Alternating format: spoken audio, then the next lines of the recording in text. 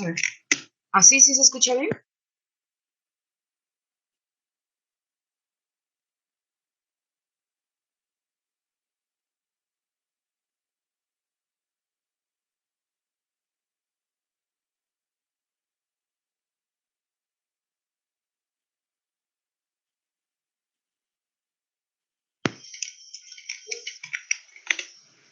Ok,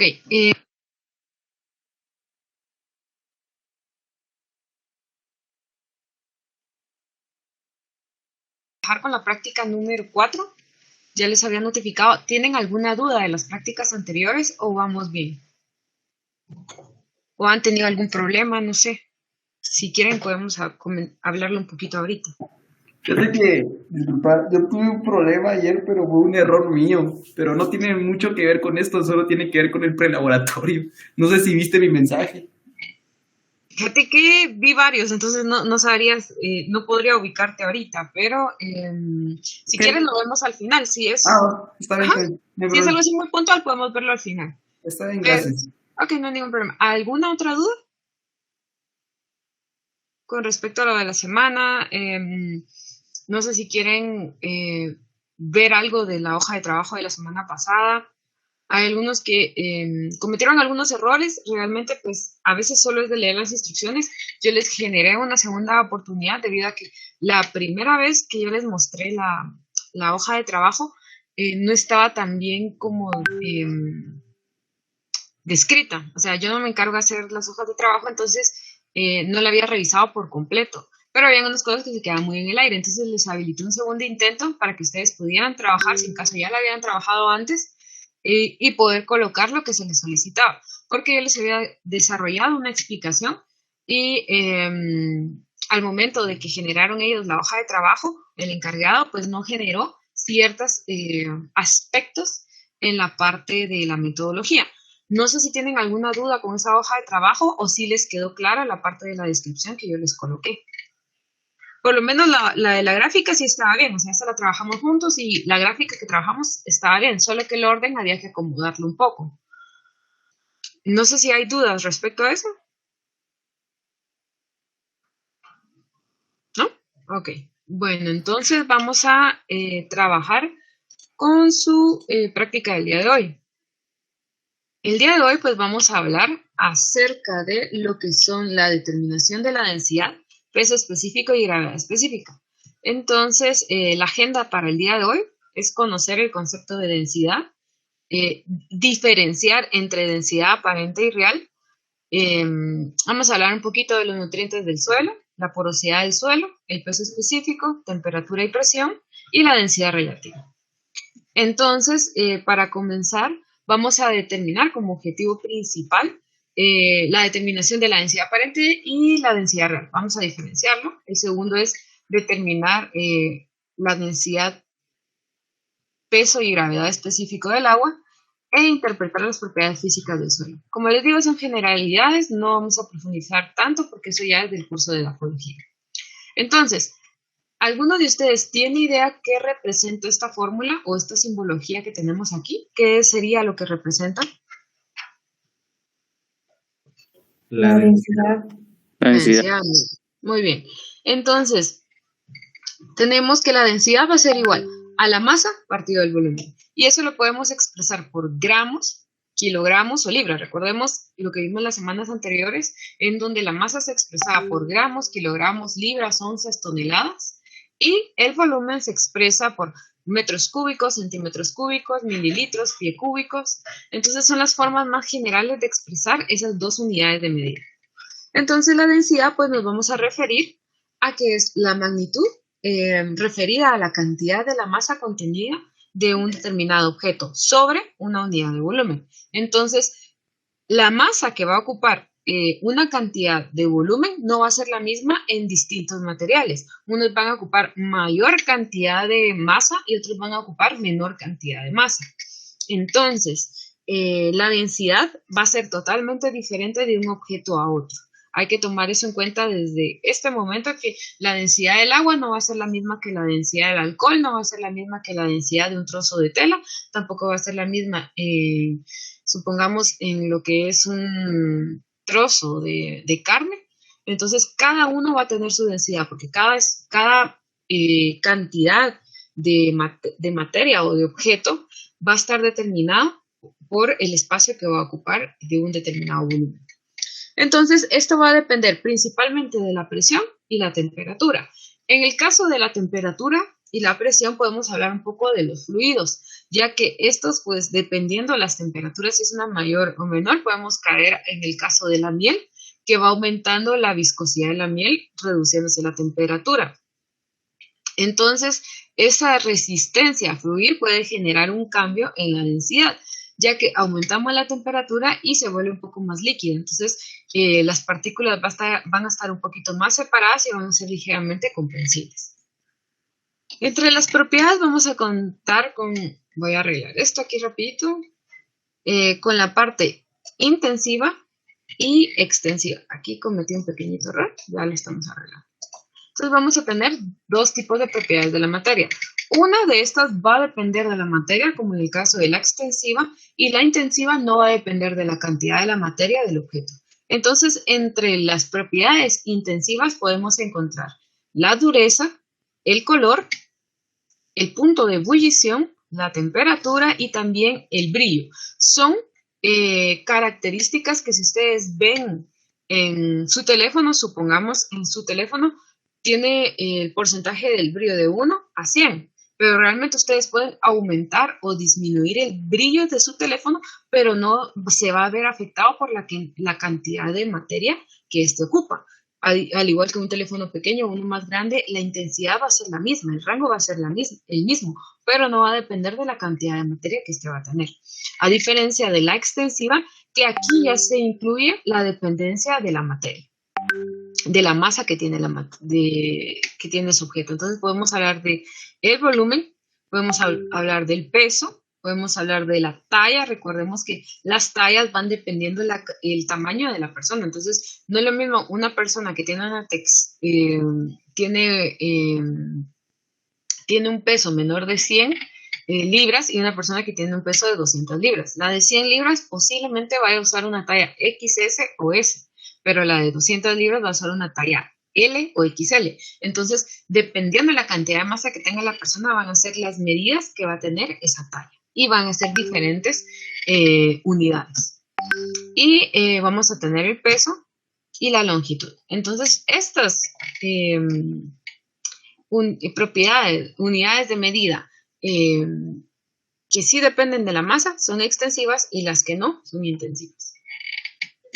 Entonces vamos a traer o podemos citar en parte también el proceso del agua, los tres estados del agua, que tenemos una parte sólida en donde las moléculas están unidas. Si las moléculas están unidas entre ellas estrechamente, ¿qué fuerza de atracción se encuentra aquí?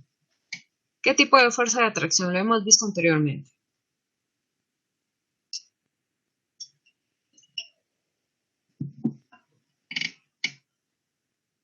¿Alguna idea? La cohesión. La cohesión, porque son moléculas de la misma naturaleza. En este caso, si observamos un cubo de hielo, nosotros colocamos en una bandeja agua y lo colocamos en el refrigerador, la agregación de la cohesión, la cercanía entre las partículas va a permitir que al congelarse, pasar a ese estado de sólido, generen una forma definida. Entonces podemos generar cubos, podemos generar esferas, podemos generar una infinidad de formas en el caso de los sólidos. Pero, ¿qué pasaría si yo coloco, supongamos que yo le coloco a un cubo de hielo, le coloco un cuchillo y le hago presión? ¿Qué pasaría? ¿Se comprime o no? ¿Ustedes creen que se comprimiría? ¿Se haría más pequeño? ¿Qué pasaría con el cubo de hielo si yo le ejerzo esa fuerza?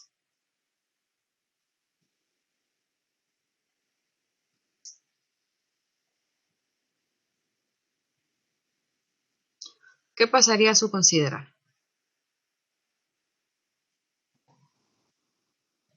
Se quebraría el trozo de hielo.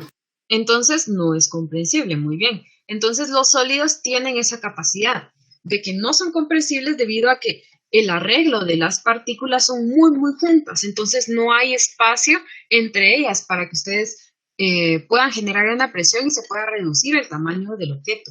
Entonces, ¿por qué flota el agua? El agua flota porque como hay partículas de agua, y dependiendo cómo ustedes hayan obtenido esa agua, pudieron haber introducido algunas moléculas de oxígeno. Entonces, esas moléculas de oxígeno se quedan atrapadas en esos espacios entre molécula y molécula y es lo que permite que el agua flote.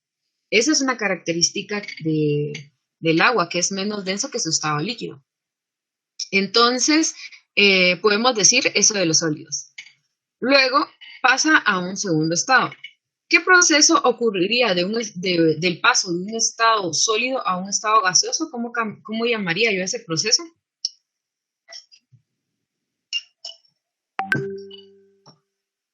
Ese cambio de estado, ¿cómo se llamaría? De sólido a gaseoso.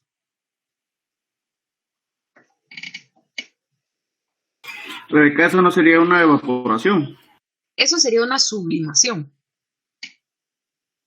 Es lo que pasa con el alcanfor. Si ustedes colocan un trozo de alcanfor sólido, no va a pasar a estado líquido, sino lo que va a pasar es que va a cambiar de estado sólido a estado gaseoso y se va a sublimar. No va a pasar por el estado líquido. Así se llama este cambio de estado. Entonces, ¿qué podemos decir del estado gaseoso, del agua en forma de vapor? Podemos hablar de que, a diferencia de este cuadro, las moléculas van a estar totalmente separadas entre ellas. No va a haber una fuerza de cohesión que mantenga esa unión entre partícula y partícula.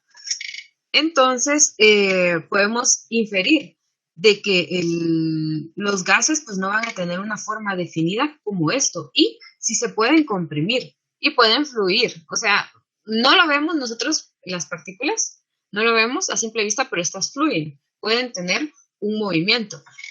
¿Qué ocurre con estas partículas? Estas partículas del sólido sí hay movimiento, pero es un movimiento en su lugar. Lo único que hacen estas partículas es que vibran. Es un ligero movimiento por los electrones que rodean al núcleo, porque esos electrones se encuentran en movimiento. Y para ello sirven los números cuánticos. Los números cuánticos nos ayudan a determinar o a suponer, que no se puede determinar el punto exacto en que se encuentra un electrón, pero nos va a ayudar a suponer en qué punto de los orbitales se podría encontrar un electrón. Entonces, esos movimientos de los electrones generan esa vibración de las moléculas. En este caso, estas sí pueden moverse. Entonces, estas moléculas, como se mantienen en movimiento, estas se mantienen colisionando. Entonces, esta molécula y esta molécula cuando se mueven pueden chocar. Un momento se quedan pegadas y luego se sueltan. Entonces, por eso es que en los globos, cuando nosotros inflamos los globos, esas partículas son las que le ayudan a tener esa forma al globo, generar esa presión en las paredes. Otra cosa que podemos hablar del estado gaseoso es que las fuerzas de repulsión son altas. Aquí las fuerzas de repulsión por la vibración y por la temperatura, las bajas temperaturas, van disminuyendo el movimiento de los electrones. Pero en este caso, la excitación muchas veces de la temperatura a la que generamos le donamos energía a esas moléculas, genera una excitación entre los electrones de un orbital al otro. Entonces, genera una alta, no en sí una alta reactividad, sino una alta cantidad de energía en la molécula. Entonces, aparte que estas se mueven, generan una repulsión. Entonces, ¿qué es lo que hace esa repulsión? Intenta que las moléculas estén lo más separadas posibles de entre ellas. No quieren estar juntas, quieren estar lo más separadas. Entonces, cuando se unen, esa misma fuerza de repulsión hace que se suelten y generen así como esa presión en las paredes. Entonces, eso es lo que podemos decir de la parte del estado gaseoso. Pero intermedio a este paso, normalmente tenemos un estado líquido. Entonces podemos observar que el estado líquido va a pasar en diferentes fases, desde el derretimiento hasta la excitación de los electrones y el paso a un estado o un cambio de estado gaseoso. Entonces, en el caso de los líquidos podemos hablar que son moléculas que se encuentran en un punto, dependiendo de la temperatura, más alejadas entre ellas. Entonces la temperatura pues va a ayudarnos a depender la separación de entre ellas, pero en este estado líquido todavía se mantienen una corriente más cercana, a diferencia del estado gaseoso. Las fuerzas de cohesión en este caso y las fuerzas de repulsión están en un estado de equilibrio, se podría decir, que no se aceptan estar totalmente juntas, pero tampoco generan un alejamiento entre ellas. Y la cohesión pues nos ayuda a mantenernos un poquito unidas, es como nos encontramos como en una cierta distancia en donde las dos estamos seguras, ni nos repelemos, pero tampoco nos quedamos totalmente juntas, entonces hay un mayor espacio, a diferencia del gas, que es comprensible, esto es ligeramente comprensible. O sea, quiere decir que si ustedes colocan una cantidad de agua en un recipiente, se puede modelar a esa figura. A diferencia del sólido, que el sólido pues no se puede modelar a la figura de ningún recipiente. A menos de que ustedes pongan el agua líquida y lo coloquen en el refrigerador. Pero eso podemos hablar de los estados de agua. Entonces, ¿qué grado necesitamos nosotros que se encuentre el estado sólido para fusionarse? ¿Qué temperatura empieza a fusionarse el estado sólido del agua? ¿Qué temperatura creen?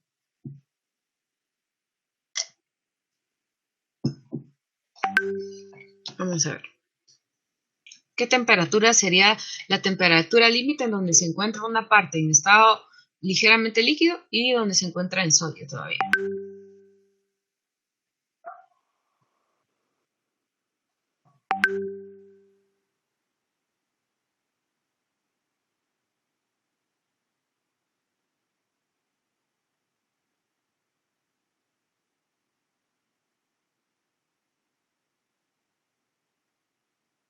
Una cierta cantidad de agua líquida, al igual que a 100 grados centígrados es el paso donde todavía se encuentra una cantidad de agua líquida y una cantidad de moléculas en estado de vapor.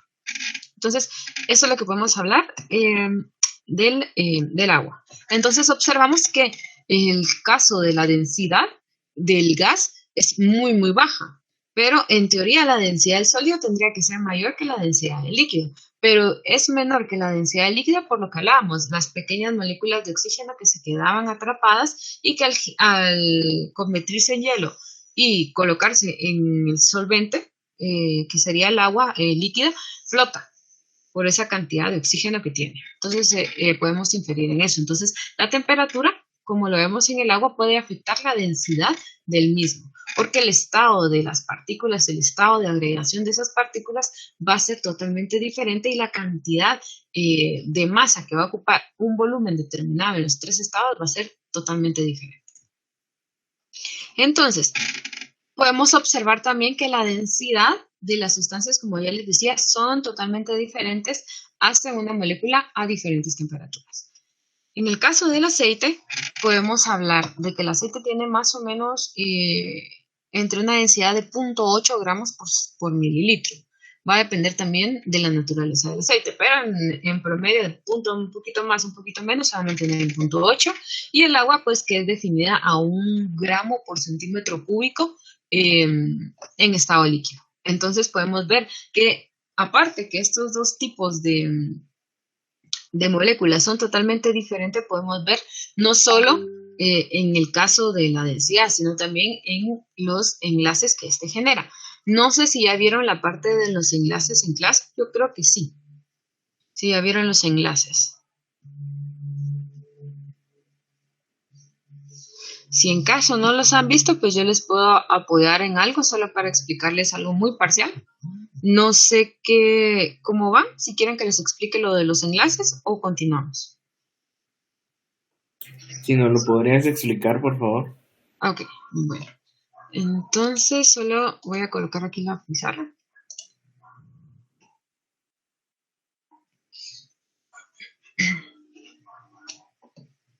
Ok, vamos a colocarla normal.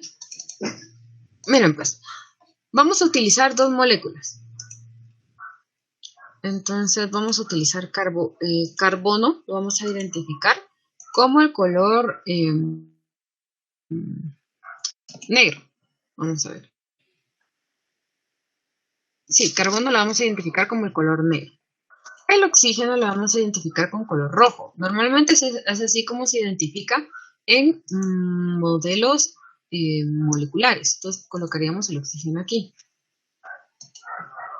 Y vamos, este es el CO2, el dióxido de carbono, y vamos a utilizar el agua, el H2O. Entonces vamos a colocar en el centro el oxígeno y los hidrógenos se los voy a colocar de color celeste. Se los voy a colocar así. Ok, estos son más pequeños.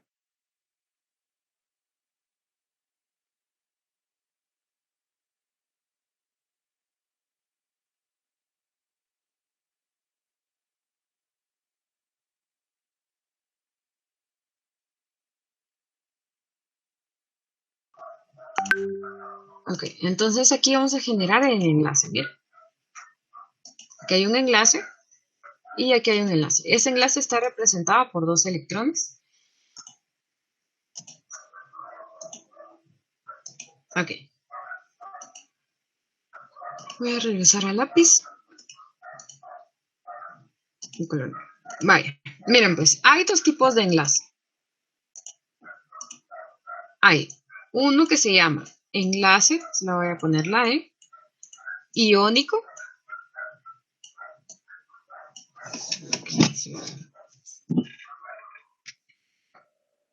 Iónico. Y tenemos otro segundo que es enlace covalente.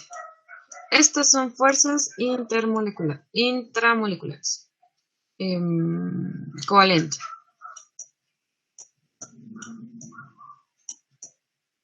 Entonces, el enlace iónico, ¿ustedes ya lo vieron en clase? El enlace iónico significa que genera iones. ¿A qué nos referimos con iones? Los iones podemos encontrarlos en el grupo 1A y 2A. Si ustedes observan su tabla periódica, van a observar que... no lo coloqué en la mano. Vamos a ver si... ya lo encontré. Van a observar que se encuentran elementos como el hidrógeno, litio, sodio, potasio, rubidio, cesio y francio en la 1A y berilio, magnesio, calcio, estroncio, bario y radio en la 2A. Entonces, quiere decir que cuando hablamos del grupo 1A y grupo 2A, significa que los del 1A tienen un electrón en su última capa de valencia y los del 2A tienen 2 electrones en su última capa de valencia, a excepción del hidrógeno, que solo tiene la opción. El hidrógeno, si ustedes ven en su tabla periódica, tiene el 1s1. Si ven en su tabla periódica, quiere decir que está en el nivel 1. Este número significa el nivel. Voy a poner aquí con N. Y esta letra significa el orbital. Y este 1 significa el número de electrones que tiene en esa capa de valencia. En el caso del S solo puede contener 2 electrones. Entonces quiere decir que ¿cuántos electrones necesitaría para llenar este nivel de valencia el hidrógeno? Si el S puede contener hasta 2. ¿Cuántos le haría falta? ¿Cuántos le haría falta al hidrógeno para poder llenar este nivel? 1. 1. Entonces, el hidrógeno aquí tiene su electrón. El segundo lo logra con este enlace. Entonces tiene 2 electrones del enlace covalente. Eso lo vamos a hablar en enlaces covalentes. Pero yo lo que quiero es que vayamos de litio, berilio para abajo. Normalmente vamos a obtener iones. Entonces los cationes, tenemos 2 tipos de iones. Voy a borrar esto que dice aquí. Tenemos 2 tipos de iones.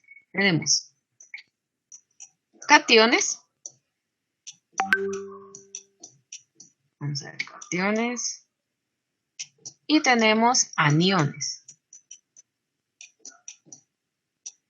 Entonces, los cationes tienen carga positiva y los aniones tienen carga negativa. Es algo controversial esto, pero recuérdense, vamos a ver, les voy a colocar aquí con azul, que los cationes significan la pérdida.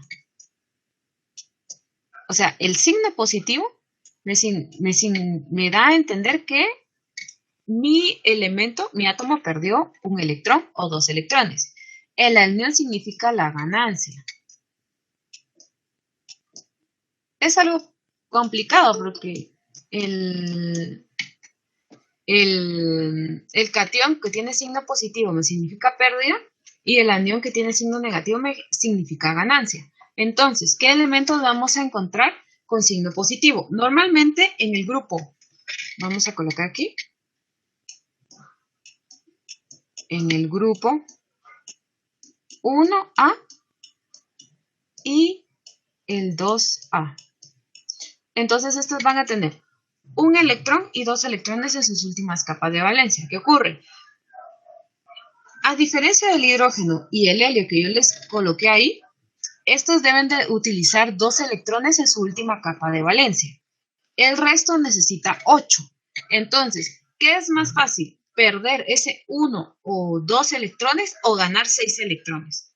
¿Qué sería más fácil? ¿Perder o ganar para el grupo 1 o 2? Que los pierdo. Que los pierda. Entonces, esos normalmente los vamos a encontrar como cationes.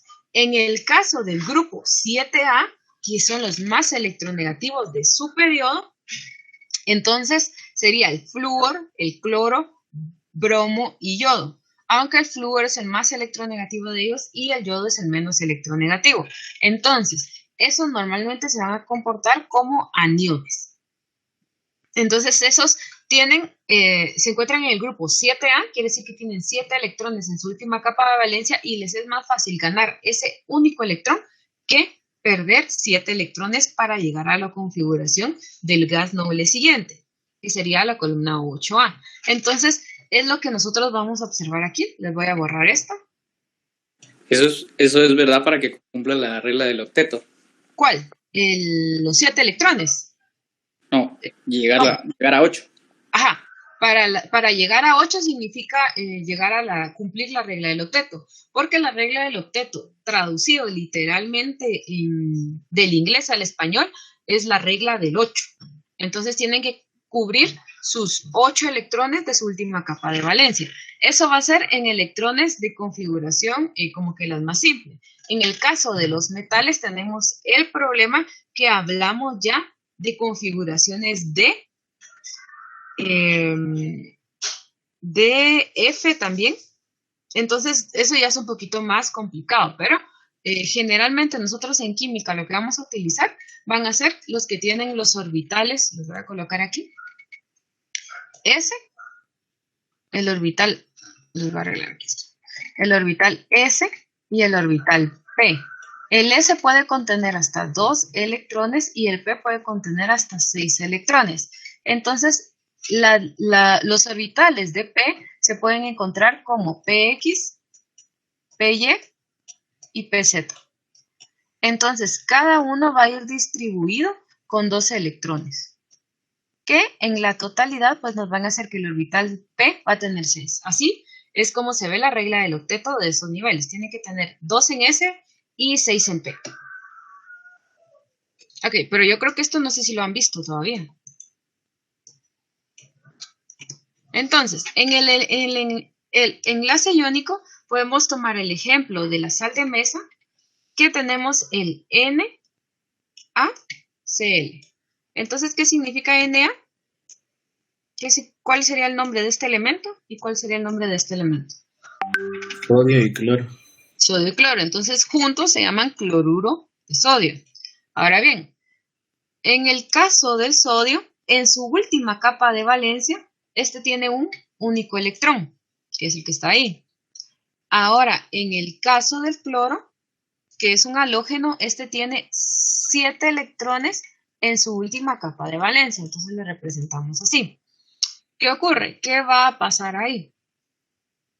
Vamos a utilizar... eso me pasó. Entonces, ¿qué ocurre aquí? Como ya hablábamos que para el sodio, para tomar la configuración del gas noble anterior, un elemento puede buscar el gas noble anterior y el gas noble siguiente. Por lo general, de la columna 4A a 7A, buscan la configuración siguiente.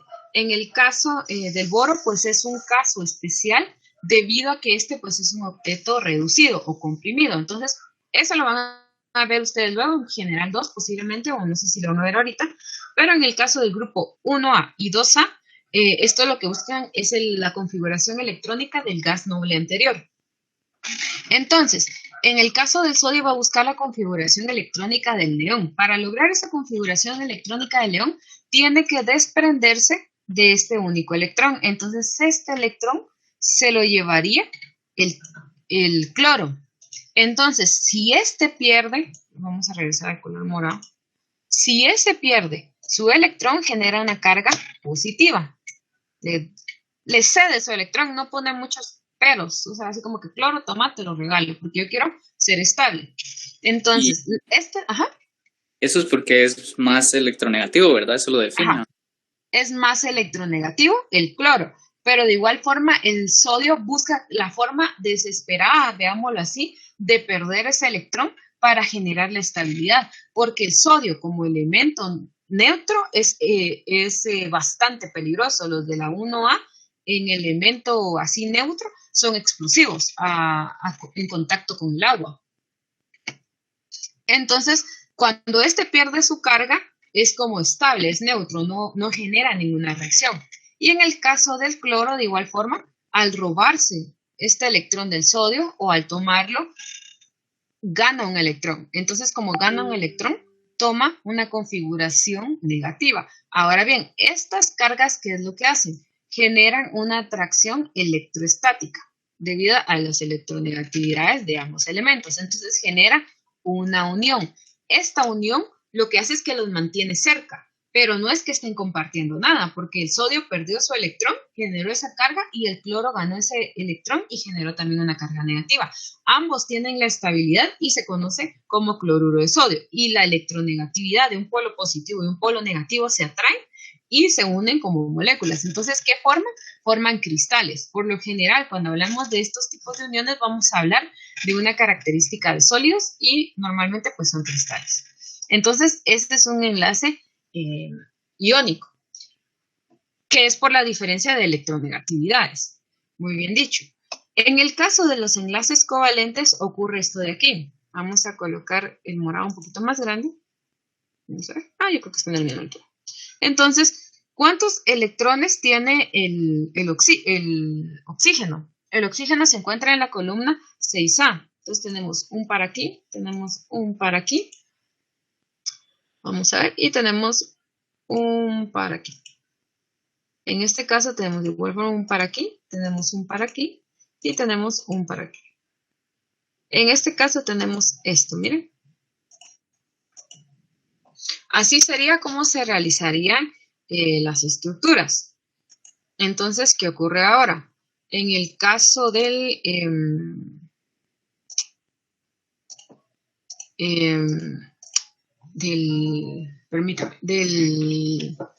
este CO2, del dióxido de carbono. Este es carbono y este es oxígeno. ¿Qué ocurre aquí? Aquí, para generar este enlace y llegar al octeto, su electrón y su electrón lo comparten. O sea, se lo presta. Ni se lo quita uno ni se lo quita el otro. Lo tenemos en un punto en donde los dos lo podamos tener. Eso es en el caso del CO2 y el H2O. Ahora bien, ¿quién es más electronegativo? ¿El carbono o el oxígeno, según su tabla periódica? ¿Quién es más electronegativo?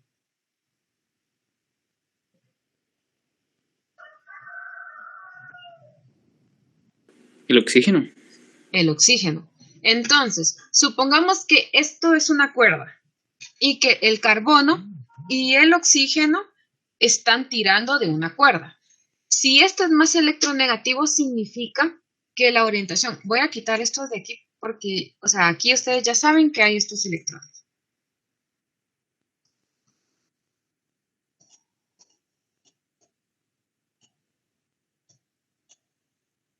Voy a quitar esto.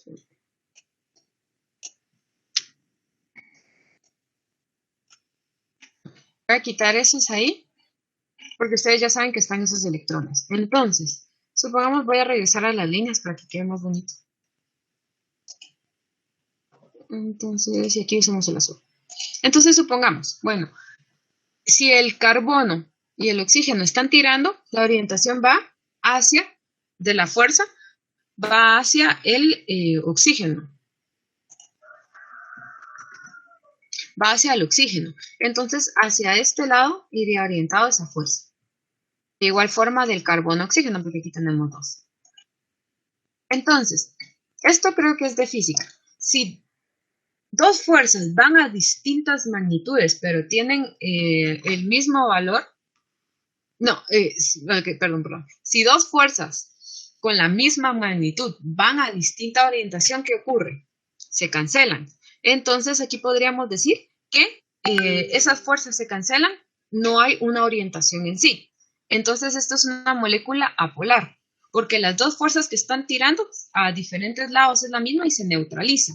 Entonces, esto nos indica que es una molécula apolar. Pero en el caso del agua, tenemos el hidrógeno y el oxígeno. Obviamente, el oxígeno va a ser más electronegativo. Entonces, esto va a tirar hacia este punto. De igual forma, hacia este lado. Va a tirar hacia este punto. Entonces, ¿qué va a ocurrir? Como no son a distinta orientación para que se cancelen, sino van a una misma orientación, la fuerza se suma hacia esta orientación. Miren, las dos fuerzas, esta de aquí y esta de aquí, se suman y generan esta orientación, generan un polo. Entonces me generan una molécula polar. ¿Qué ocurre con el caso del agua? ¿Por qué ocurren los puentes de hidrógeno? Estos ocurren porque en el caso del oxígeno, tiene más tiempo el electrón del hidrógeno de su lado. Supongamos que es un día de 24 horas. Sí, normal. Entonces, este electrón pasa 23 horas del lado del oxígeno y 1 hora del lado del hidrógeno. Entonces, como pasa más tiempo del oxígeno, está más atraído, genera una carga parcial negativa, porque es como que si lo ganara por un tiempo, pero después se lo devuelve. Y en el caso del hidrógeno genera una carga parcial positiva. Entonces, ¿qué ocurre? Si tenemos distintas moléculas de agua, entonces vamos a tener que en esta carga positiva del hidrógeno va a ser atraída un oxígeno negativo y va a generar este enlace. De igual forma aquí, busca un oxígeno con carga negativa y en este caso busca un hidrógeno con carga positiva y por eso es que se generan los puentes de hidrógeno. Entonces, póngale, este oxígeno tiene una carga negativa. De igual forma, busca un hidrógeno con carga positiva y así es como se van generando esas uniones muy fuertes. Y recordemos que la electronegatividad de estas moléculas, estas distancias, no genera un arrebatamiento del electrón, pero son bastante fuertes para generar esos enlaces por momentos. Entonces, no sé si queda más claro esta parte de los enlaces covalentes polares. Este es polar, porque la sumatoria de fuerzas generan hacia una orientación, hacia un polo, y este es apolar, porque como van a distintas orientaciones, pero es la misma fuerza, la misma magnitud de la fuerza, entonces se cancela. ¿Está más claro? ¿Sí o no? Estas son fuerzas intramoleculares.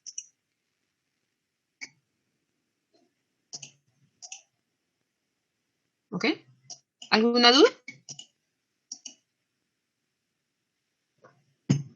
¿O todo claro?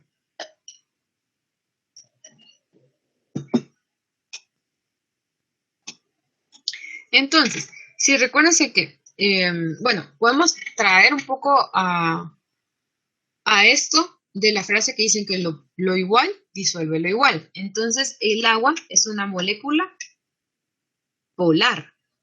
Y si el aceite es una molécula apolar, por eso es que no se pueden disolver, porque si fuera polar, se podría disolver en un solvente polar, pero si fuera apolar, se podrá disolver en un solvente apolar, pero apolar y polar no se pueden disolver. Podría haber una ligera mezcla si se manejaran las temperaturas, en donde sería parcialmente soluble, pero eso sería manejar temperaturas y presión. Pero en el caso del aceite y el agua, normalmente no se mezclan por la diferente polaridad de las moléculas. Entonces, ¿cómo vamos a determinar las densidades? Hay dos formas: densidades de fluidos y densidades de sólidos amorfos. Las densidades de fluidos se las voy a explicar en la hoja de trabajo, pero consiste en medir un volumen de líquido porque el volumen es fácil obtenerlo, ya solo colocamos en una probeta, medimos el menisco, nos da la cantidad de volumen en mililitros, luego con una balanza determinamos su masa y dividimos la cantidad de la masa dentro de la unidad de volumen y nos da la densidad de un fluido. Pero en el caso de los materiales amorfos es un poco diferente. Cuando ustedes tengan la presentación, van a poder seleccionar aquí y les va a generar un link y los va a mandar a un simulador que es el que yo tengo de esta forma. Entonces, ¿se ve bien el simulador o quieren que lo haga un poquito más grande? Un poco más grande. Un poco más grande, vaya. Vamos a ver aquí.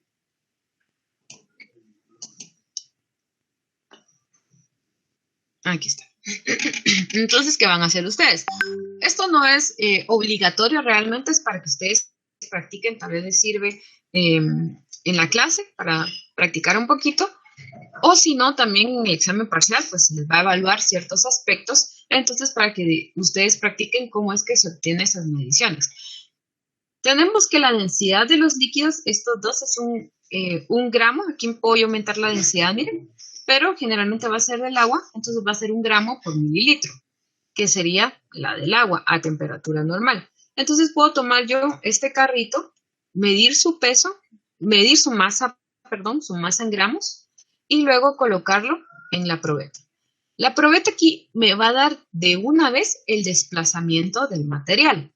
Entonces, este se desplazó 22 mililitros y su peso era de 34. ¿Cuánto sería el valor?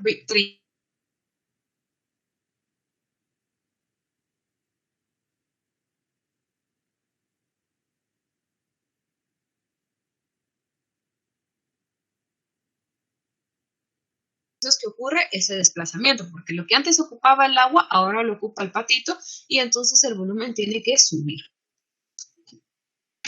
Entonces, pasado eso, vamos a hablar también un poquito sobre la densidad del suelo. En el caso de la densidad del suelo podemos traer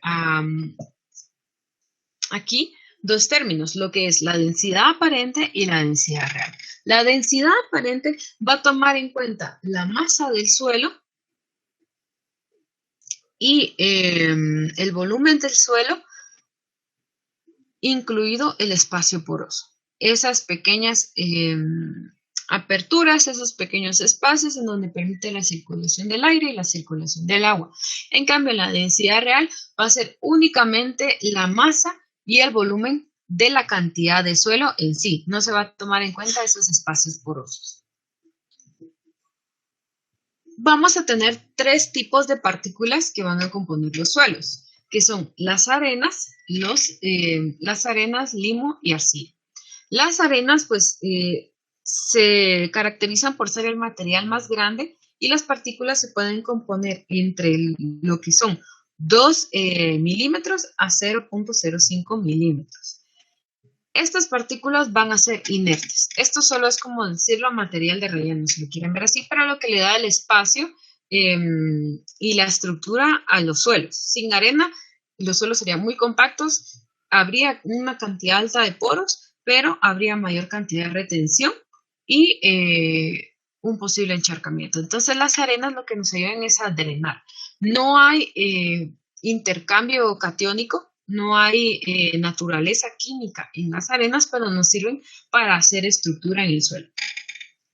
En el caso de los limos, pues ya hablamos de ciertas partículas de color marrón que son menores en tamaño a los arenosos. Estos tamaños de los limos pues son un tamaño intermedio de 0.05 milímetros a 0.02 milímetros. Entonces, estas partículas van a generar una retención, pero nos van a dar también mayor estructura y nos van a ayudar a que los suelos pues, sean más sueltos y empezar a tomar en cuenta la parte del intercambio catiónico.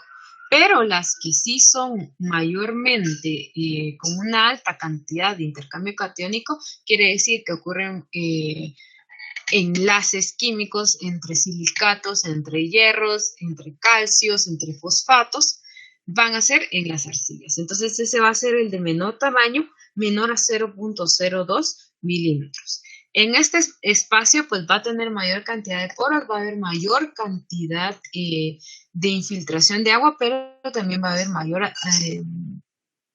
mayor retención de agua y va a haber mayor retención y formación de precipitados si en el caso estamos hablando de suelos con alta cantidad de magnesio y calcio. Es solo una pequeña aproximación a lo que ustedes van a ver en edafología, pero el equilibrio entre estos tres tipos de partículas nos van a generar suelos arenosos, suelos franco-arcillosos, suelos limosos, suelos arcillosos. Nos van a generar esos tipos de partículas. La densidad real del suelo, pues vamos a hablar de la unidad de masa y una unidad de volumen de la fase sólida del suelo, que era lo que expresábamos antes, en donde no se incluía el espacio poroso que se encuentra normalmente en los suelos. Entonces, esto pasa por un proceso de secado de los suelos. Recordemos que los suelos los tomamos húmedos normalmente y va a pasar por un proceso de secado y tamizado. Entonces, aquí se puede determinar la composición química y mineralógica de esa fase sólida. Podemos determinar cuántos fosfatos, sulfatos, compuestos con calcio, compuestos con magnesio, aluminio, silicatos. Entonces, dependiendo si es un suelo de origen volcánico, un suelo de origen de materia orgánica, generalmente, pues nos va a indicar esa composición y el contenido de materia orgánica también. Esto nos va a ayudar a saber también para determinar la cantidad de espacio poroso de suelo y ver si nuestro suelo pues necesita un agregado de materia orgánica para que sus características pues sean mejores y que la microbiota del suelo pues pueda realizar los procesos necesarios para descomposición y que esos minerales o elementos principales, secundarios y primarios pues nos ayuden a estar más habilitados en la fracción lábil del suelo y poder estar disponibles para la planta. Entonces la densidad real del suelo va a ser igual a la masa seca del suelo partido el volumen de agua desplazada. Eso todo va a ser apoyado con probetas. Y el agua normalmente se va a utilizar agua destilada, ya que el agua destilada pues es inerte. Si tenemos en el caso algún tipo de agua normal, pues tiene ciertos elementos químicos que podrían afectar la composición mineralógica del suelo.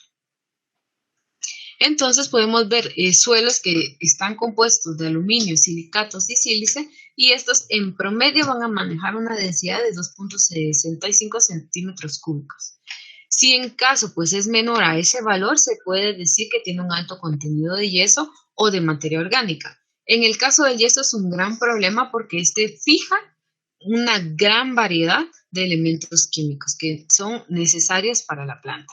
En el caso de la materia orgánica es una gran ventaja, ya que genera ciertos microorganismos en donde permite la formación de ácidos. Esos ácidos ayudan a generación de cargas y esas cargas pues ya pueden ingresar en las raíces del suelo, en las raíces de las plantas. Y en el caso, si fuera superior a 2.65, podemos nosotros tomar en cuenta que ya son suelos altamente, no podría decir degradados, pero sino en un alto contenido de óxidos de hierro y minerales ferromagnéticos, que son suelos muy pesados. Entonces, dependiendo del agregado de las partículas del suelo, podemos hablar de agua higroscópica, aquella que está fuertemente arraigada a esos espacios en las arcillas que no se puede sacar esa agua de ahí, el agua capilar que es disponible y el agua gravitacional también. Entonces, así es como vamos a ver las partículas del suelo y los agregados en donde se encuentra el agua. ¿Qué es la porosidad del suelo? Pues va a ser el espacio que va a incluir esas aperturas en donde se puede reproducir, donde fluye, mejor dicho, el oxígeno y el agua entre las partículas del suelo. Entonces, esto lo vamos a determinar por un valor de porcentaje y la fórmula sería 1 menos la densidad aparente partido de la densidad real por 100.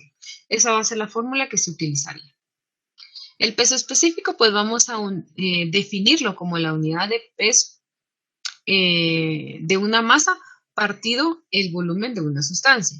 Entonces se desarrolla estas dos fórmulas en donde tenemos peso kilogramos fuerza y tenemos volumen en metros cúbicos. Recordemos que si hablamos de kilogramo, hablamos de la masa por la aceleración de la gravedad, que nos daba un newton partido del volumen. Entonces podemos definirlo como esta forma, que sería m, masa por aceleración de gravedad partido volumen.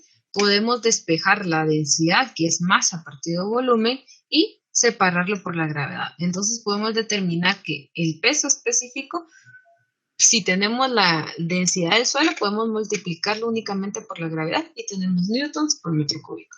Esto ya son fórmulas matemáticas.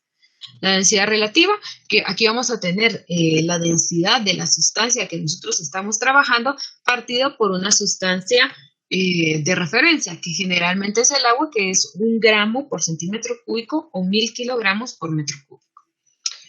Entonces, este valor de la densidad relativa nos va a quedar sin dimensiones por kilogramo partido el volumen, kilogramo partido el volumen, se van a cancelar esas unidades y solo nos queda el valor numérico. Entonces, en la fase práctica, ahorita, ¿tienen alguna duda de lo que vimos anteriormente? Porque si no, nos vamos a ir entonces a su hoja de trabajo. En su hoja de trabajo, ustedes van a ingresar al cuestionario. Vamos a ver. Ok, permítanme, solo voy a arreglar este cuestionario. Yo creo que está de forma aleatoria, entonces solo voy a modificar eso.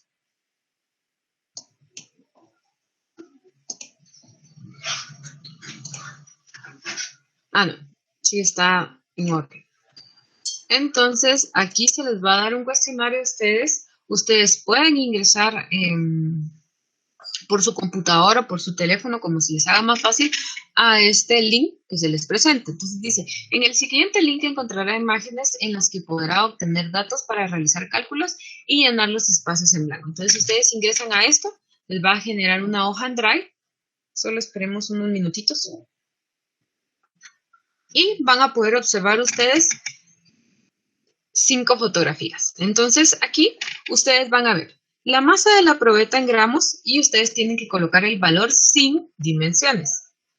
La masa en gramos de la probeta más agua, el volumen desplazado en ml, la masa del suelo en gramos. Van a colocar también la densidad real ya calculada de estos datos y ustedes van a indicar aquí si el contenido de la materia que presentan indica por la densidad el contenido de yeso o materia orgánica, si es verdadero o falso.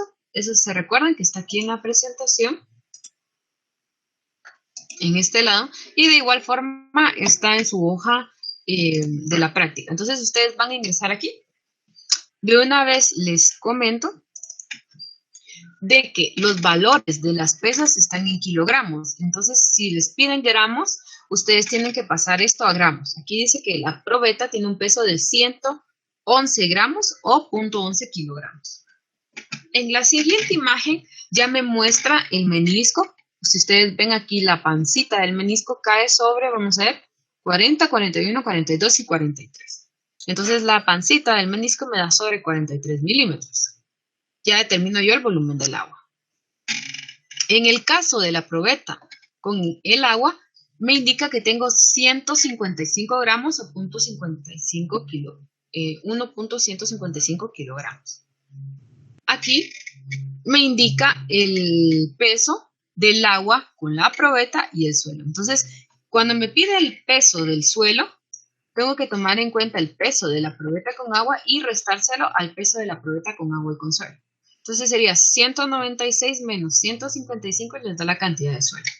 Y por último aquí les da el volumen desplazado al haber colocado el suelo. Entonces antes teníamos 43, ¿se recuerdan? Subimos a 60. Entonces ya ahí ustedes sacan el valor de la densidad y lo que se le pide luego. Entonces, ¿queda claro esto de la hoja de trabajo?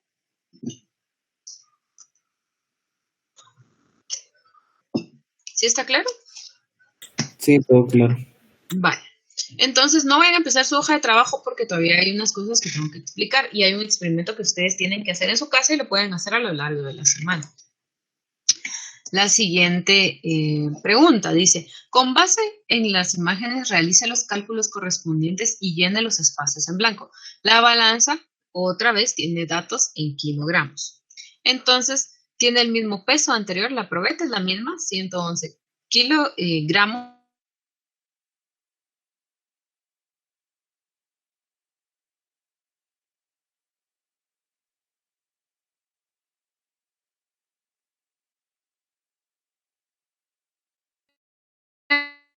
Ya ustedes con los valores anteriores identifican si pueden o no aplicar esa fórmula y si pueden, colocan el valor. Si no, colocan ninguna de las opciones es correcta. Recuerden, no me vayan a andar preguntando, mira, fíjate que me falta este valor. Si está, pueden realizarlo y si no, entonces ninguna opción es correcta porque ustedes no pueden generar ese valor ya que los datos no se encuentran.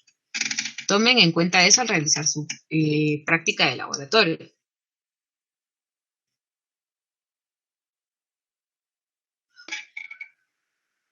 ¿Qué hay en una masa de terreno a una profundidad de 30 gramos, 30 centímetros? Entonces, recuérdense que ustedes tienen la densidad en gramos por mililitro centímetro cúbico. Tienen que determinar el volumen del suelo. ¿Saben cómo determinar el suelo? ¿Sí o no? ¿Saben cómo determinarlo?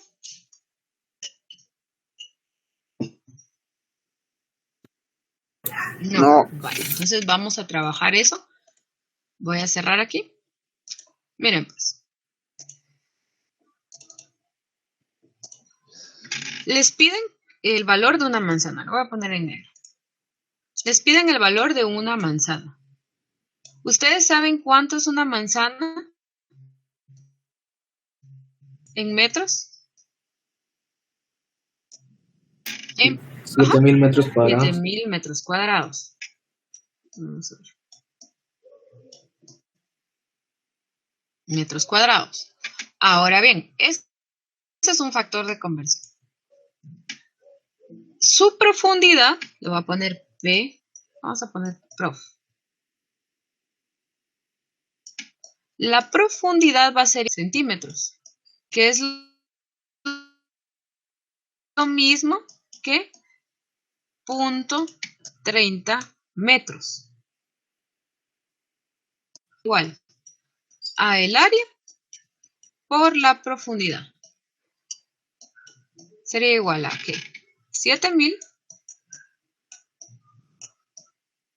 metros cuadrados por el valor de 0.30. ¿Qué valor me daría ahí? Esto en metros. ¿Qué valor generaría ahí?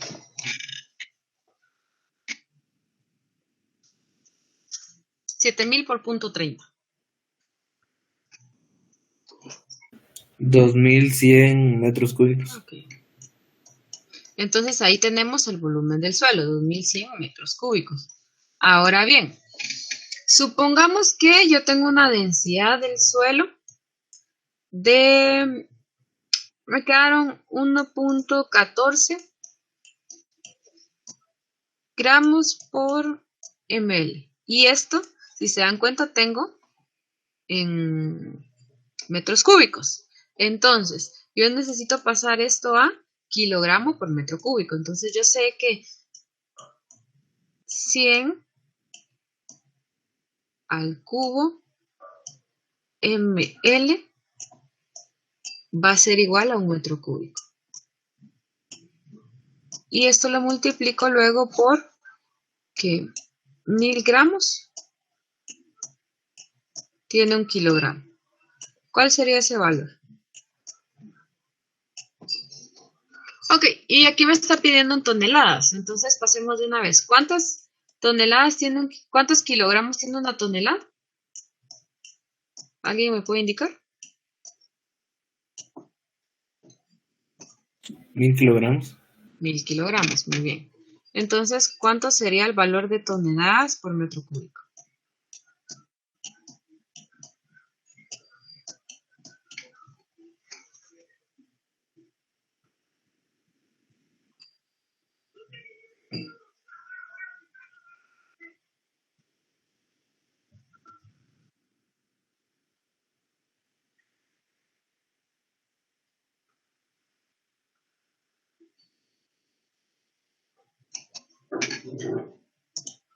Les voy a colocar aquí en rojo. Gramos se va con gramos. Mililitros se van con mililitros. Kilogramos se van con kilogramos y solo nos queda toneladas por metro cúbico.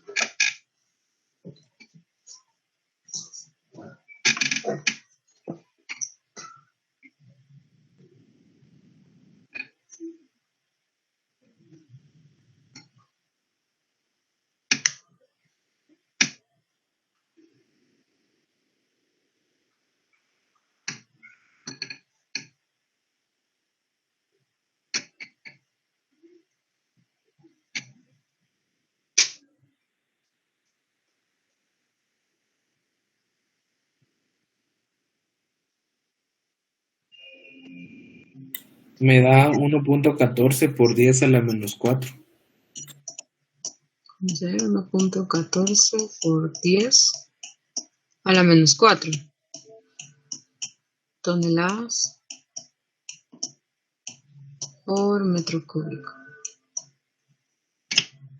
¿Alguien ya realizó el cálculo?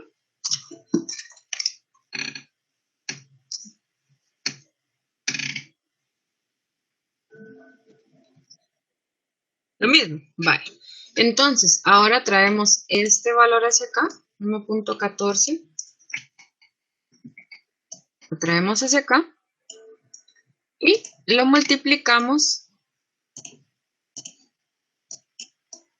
por 2100 metros cúbicos. Entonces, aquí se van metros cúbicos por metros cúbicos y no tan toneladas.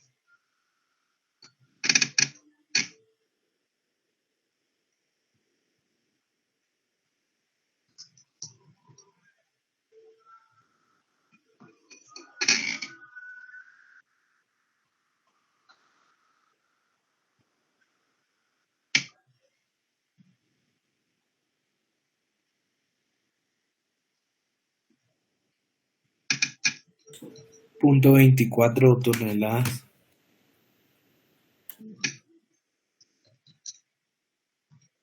Permíteme. Punto 24. Ajá, .24. Ok, vamos a ver, solo quiero ver. Vamos a ver. Tengo 1.14 por 100 a la 3. Elevaron ese valor a la 3. 100 a la 3. Y eso lo divido yo dentro de 1000. Y lo vuelvo a dividir dentro de 1000. A mí me dio 1.14 sin solo eso da 1.14. Sí. Ah, ok. Entonces aquí habría que arreglar este valor y multiplicar 1.14 por 2000 al 2100.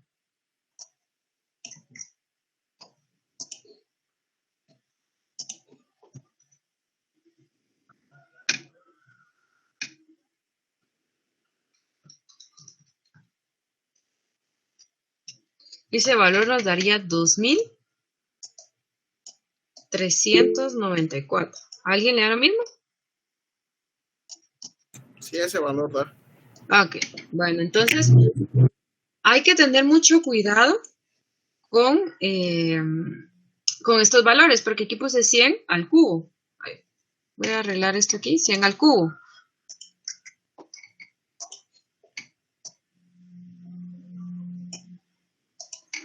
Recuérdense que tenemos esto que es 1.14, podemos tomarlo así, gramos por centímetro cúbico, por si se les complica mucho. Entonces, si multiplicamos este valor, decimos que... Ay, tengo que regresar esto. Espérenme que esto lo quiero.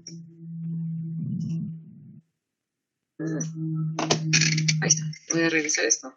No quiero. Ahí está.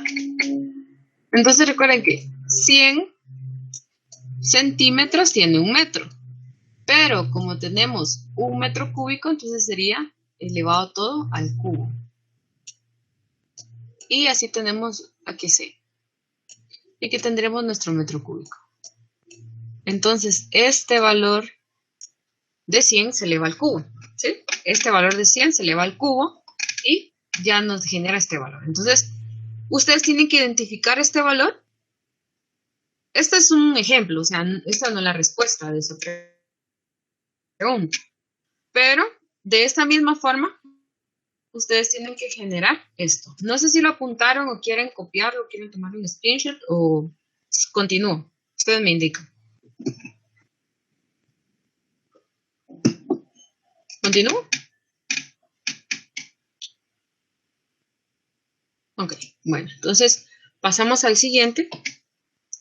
De igual forma, aquí se les da ya con 1 hectárea de terreno. El otro fue con una manzana, aquí con 1 hectárea.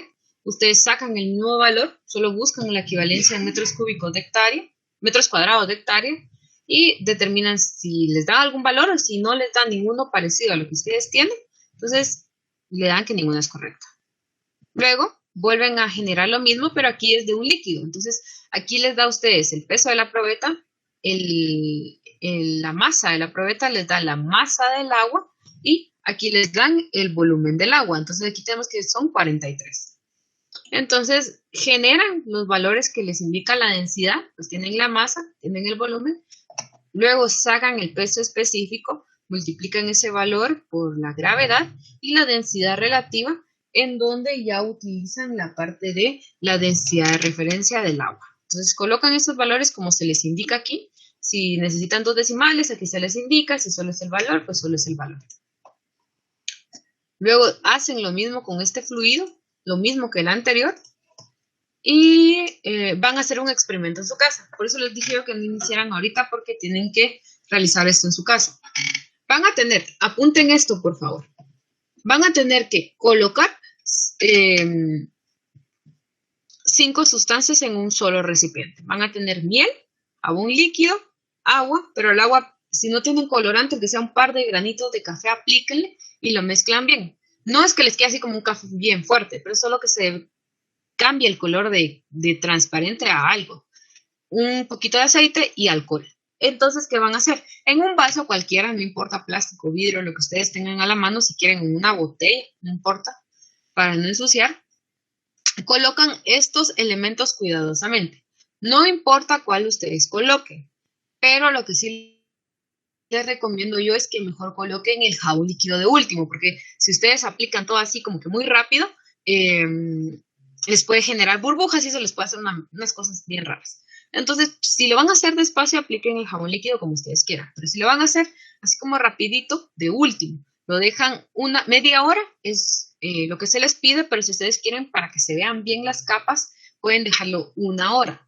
Lo dejan ese tiempo y luego observan e identifican las fases. Entonces, ¿qué van a hacer? Van a tomar una fotografía, acuérdense, una fotografía de su experimento y le van a colocar nombre. Ojo, si yo miro 2 fotografías totalmente iguales, entonces les anulo estas 2 opciones del reporte. Entonces, van a colocar ustedes su vaso y van a escribir con un papel su nombre y su número de carnet. Y lo van a poner abajo del vaso, donde se vea bien cuando tomen la fotografía. Y van a generar eso como un documento PDF y lo van a subir en este espacio. ¿Sí? ¿Queda claro o hay alguna duda?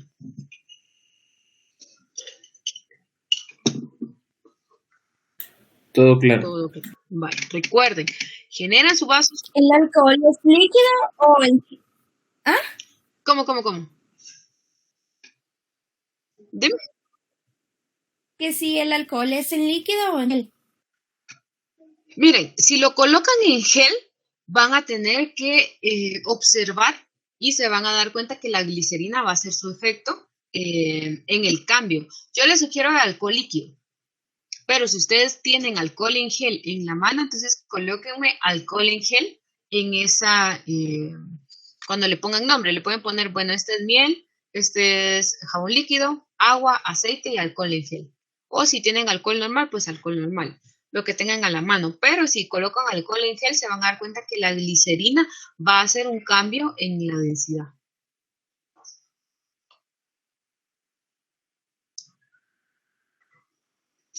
Entonces, recuérdense, su botellita y abajo. Disculpa, Ajá.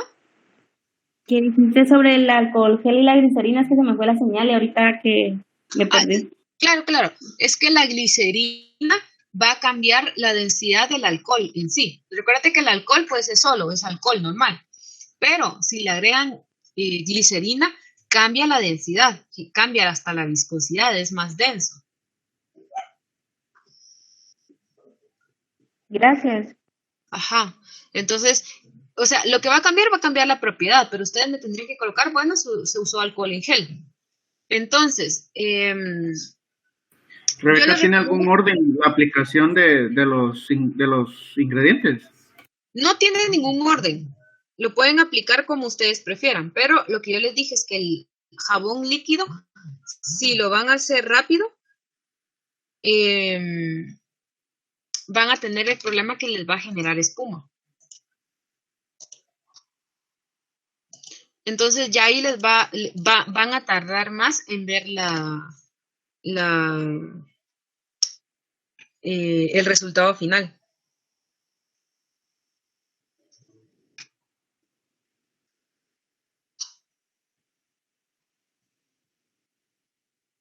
Las fotos dijiste que era una solo del final del experimento, ¿no? Sí, es una del final del experimento, pero tienen que apuntar su nombre a mano, número de carnet, la fecha en que realizó el experimento, como se observa aquí, y colocar eso a la parte donde está su botella o su experimento y tomarle una foto. No sé si me entienden eso.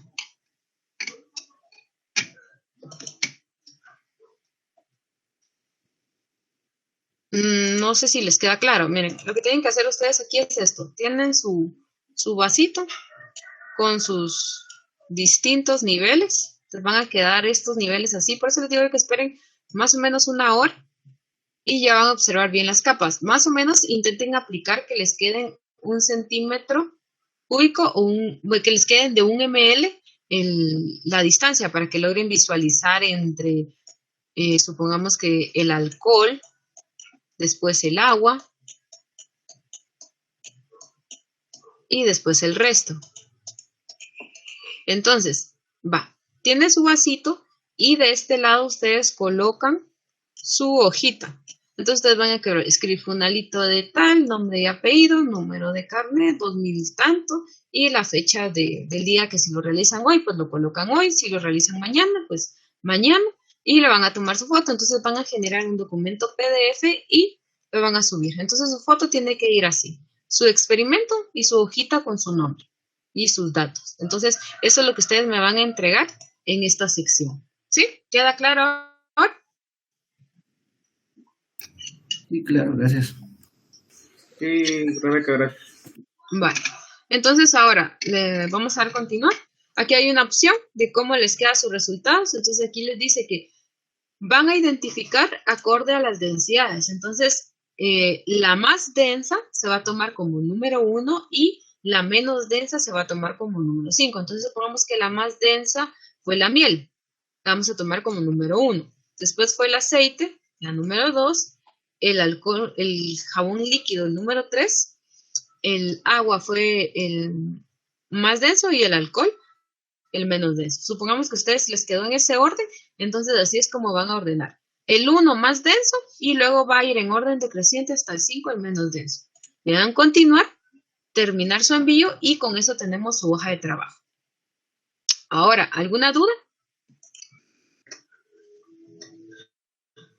Si en caso ya no hay dudas, ustedes están bien, entonces que pasen un feliz día y se pueden retirar. Solo denme un segundo, voy a tomar el listado antes de que se me vaya el segundo listado. Denme un segundito.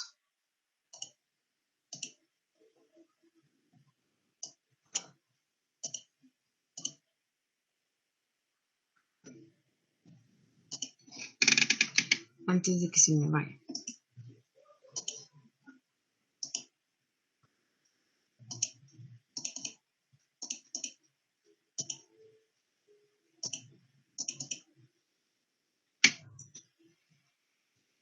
El orden no importa, jóvenes. El orden ustedes lo pueden tomar como ustedes quieran.